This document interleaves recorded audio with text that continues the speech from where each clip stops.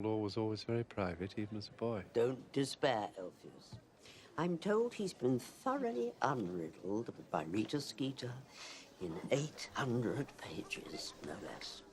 Albus Dumbledore portrays our mysterious hero throughout the Harry Potter series, a character who's seemingly always on top of everything and has a plan for every situation. However, he gets horribly slandered in the seventh book when Rita Skeeter announces to the entire world that Albus Dumbledore is a huge pathological liar. And this, of course, is a huge amount of slander to portray against our favorite hero. Except for one thing. She is completely right. Albus Dumbledore is a pathological liar. And that's what we're going to talk about in this episode of Constant Review.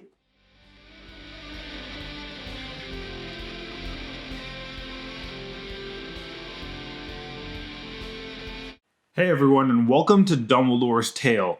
I've been working on this theory for probably since the fifth or sixth time I read the Harry Potter books, so probably about 15 years ago, and I've been steadily piecing it together book after book, reread after reread.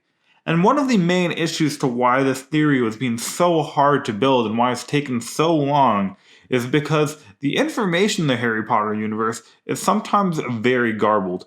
Sometimes we only get Harry's point of view, sometimes he's wrong, and sometimes the things that we're given as facts are in fact lies. And one of the greatest sources of narrative exposition in the Harry Potter series is none other than our hero, Professor Albus Percival Wulfric Brian Dumbledore. Albus Dumbledore usually has a very important role to play in these books, where at the end of each book or movie, Dumbledore will tell Harry, and by extension the reader or viewer, exactly what has been going on this whole time. And that's very useful in order to finally connect the dots as to what's been going on in the background of all these stories. Except there's one issue with using Albus Dumbledore's information in order to fill all these gaps.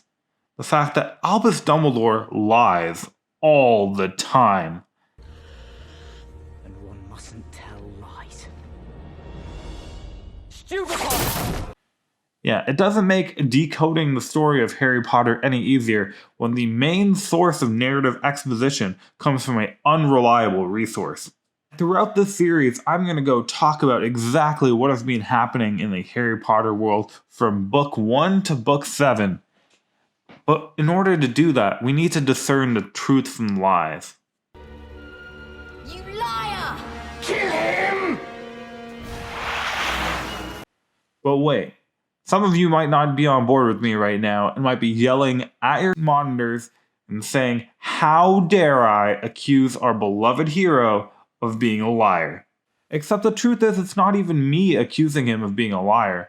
In fact, it's not even Rita Skeeter. It's his own brother. We find out in Deathly Hallows that Albus Dumbledore has been lying his entire childhood about his sister Ariana and how his father Percival ended up in jail. Dumbledore trusted me to see this through. What makes you think you can trust him? What makes you think you can believe anything my brother told you? In all the time you knew him, did he ever mention my name? Did he ever mention hers? Why should he? Keep secrets, you tell me. I trusted him. That's a boy's answer. According to Aberforth, Albus operates as a liar. That's how he's learned to deal with it, and he is extremely non-trusting despite outward appearances. Now, you might dismiss Aberforth's ravings at first, because Aberforth is clearly mad at Dumbledore at the time he's saying this. However, when you go back and look at it, he's not wrong.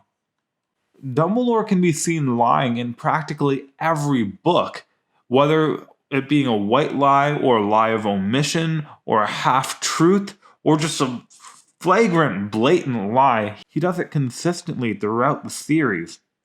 In Prisoner of Azkaban, Dumbledore explicitly points out that Harry and Hermione couldn't have saved Sirius because they can't be in two places at the same time. But Dumbledore knows this isn't true. They can be in two places at the same time. And he is deliberately lying to the Minister of Magic in order for them to avoid suspicion. And let's not forget my favorite of Albus Dumbledore's lies that he said in Chamber of Secrets, that they're going to need a new defense against the dark arts teacher because Lockhart won't be able to do it in Harry's third year.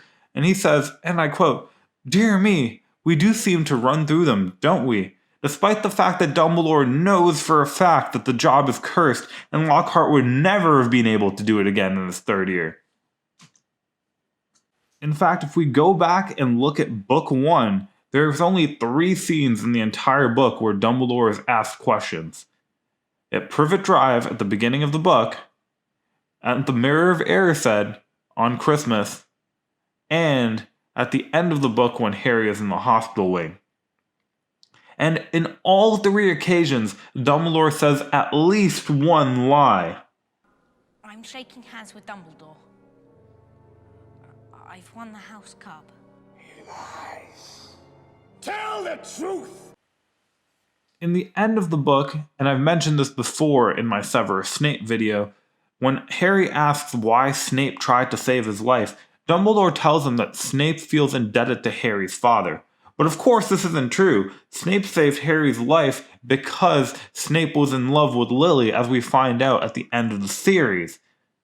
Dumbledore telling Harry that this is the reason why Snape has been protecting him is a blatant lie. In the chapter The Mirror of Erised, when Harry asks Dumbledore what he sees when he looks into the mirror, Dumbledore says he sees himself receiving socks, as he never has enough of them. But we know for a fact that that is not what Dumbledore sees in the Mirror of Erised. And lastly, at the very beginning of the book, in the first ever chapter of the series, when Dumbledore is talking to Professor Minerva McGonagall in Privet Drive, Minerva McGonagall asks Dumbledore very directly, why was it that Voldemort couldn't kill Harry? And Dumbledore says, and I quote, "We can only guess, we may never know." Which is a complete lie. Dumbledore already knows that it was Lily's sacrifice that saved Harry. He tells Harry this exactly at the end of the book. There are ways in which he can return. Harry, do you know why Professor Quirrell couldn't bear to have you touch him? It was because of your mother. She sacrificed herself for you. And that kind of act leaves a mark. But you might say, well, maybe he found out in the 10 years between Harry's parents' death and when Harry arrives at Hogwarts. But that's not true, because what we find out in Order of the Phoenix is that Petunia also knows that her keeping Harry is the exact reason why Harry's safe, and the reason why Harry had to be delivered to the Dursleys was for that protection. In fact, Dumbledore wrote to Petunia in the letter that he left with Harry explaining this to her, meaning that he had to already know exactly what saved Harry's life. Now, I'm of course not saying that Dumbledore is not a hero. I'm not saying that he isn't mostly responsible for defeating the Dark Lord Voldemort at the end of the series, and I'm not ignoring his contributions as a great character in the Harry Potter universe. I'm just saying he does have some honesty issues and lies a lot more often than you might have otherwise believed. We can see in retrospect that him lying to Minerva McGonagall at Privet Drive may have had more to do with his eventual end goal of defeating Voldemort by keeping the protection he had from Lily Potter a secret so that Harry could use that as a weapon against Voldemort much, much later on. In fact, as we hear from Harry and pretty much everyone later on in the books, that Dumbledore knows practically everything that goes on in Hogwarts, and he is always on top of everything. Which means that when he lies, he's doing that very specifically to restrict information. And Dumbledore himself has a great master plan for the entire series. And so, that's what we're going to be talking about in this series. We're going to be finally exposing what Dumbledore's true plan was for the entire Harry Potter series.